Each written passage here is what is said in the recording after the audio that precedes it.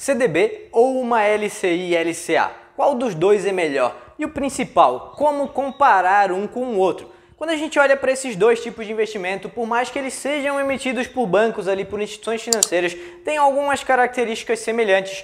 Na verdade, o que acontece é que a gente tem que a LCI e a LCA, hoje, elas são isentas de imposto de renda. Ao contrário que a gente tem aí em um CDB, o que obviamente faz com que quando a gente vai comparar a rentabilidade que a gente vê no título de um CDB seja diferente de uma LCI e LCA. A gente não pode só olhar diretamente por valor que a gente tem lá. Dessa forma, enquanto uma LCI e LCA não tem imposto de renda, um CDB ele tem, de acordo com a tabela regressiva do imposto de renda e da renda fixa. Quando a gente olha, a gente tem aí que de 0 até 180 dias, a gente tem 22,5, vou até colocar aqui para você, a gente tem que de 181 a 360 dias, tem 20%, de 361 a 720 dias, temos 17,5% e qualquer aplicação acima de 720 dias ou 2 anos aí, por exemplo, a gente tem apenas 15% de imposto sobre o rendimento. Por isso que quando a gente vai fazer uma comparação de um CDB ou de uma LCI e LCA, para saber aonde a gente investe nosso dinheiro, isso tem que ser levado em consideração. Porque normalmente a gente vai ver lá, por exemplo, lá no aplicativo do banco, lá no site do banco, que a gente tem ali um CDB com 100% do CDI e a gente tem uma LCI com 90%, 85% do CDI.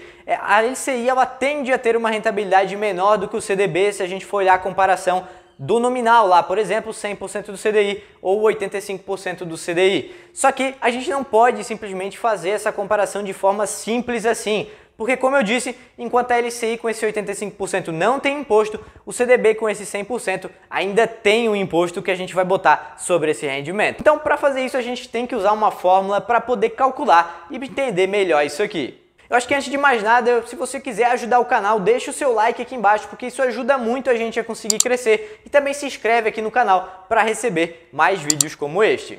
Eu vou deixar a fórmula aqui em cima para você poder ver e não precisar ficar olhando só pelo que eu falo, mas basicamente a gente tem que pegar a rentabilidade do CDB vezes 1 menos a alíquota do imposto de renda dividido por 100. Obviamente respeitando as regras aí de divisão, multiplicação, de adição ou subtração dentro dos parênteses. Por exemplo, se a gente pegar aí um CDB que rende 105% do CDI, ou seja, você viu lá no aplicativo do banco, por exemplo, e ele te diz que fornece essa rentabilidade. A próxima coisa que a gente tem que fazer é descobrir qual o prazo desse CDB. Por exemplo, vamos supor que a gente vai deixar aplicado aí por um período aí de 1 ano e 3 meses, um pouco acima aí de 1 ano.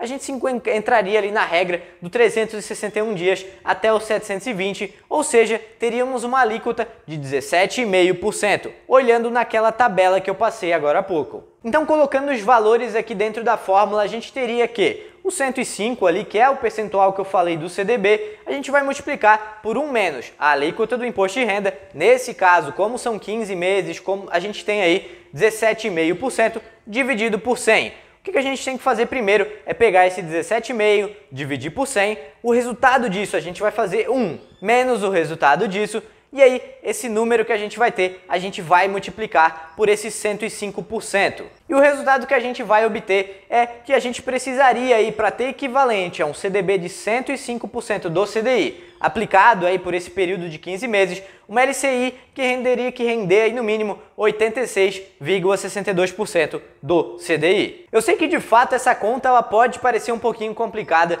mas é basicamente na matemática, quando a gente vai fazer essa comparação, ela fica fácil, a gente só tem que colocar os dados certos ali e a gente vai obter esse resultado. E fazendo isso, a gente pode tentar N variáveis para conseguir descobrir qual seria o melhor entre um CDB ou entre uma LCI, LCA, porque assim a gente tem uma comparação real, uma comparação da rentabilidade.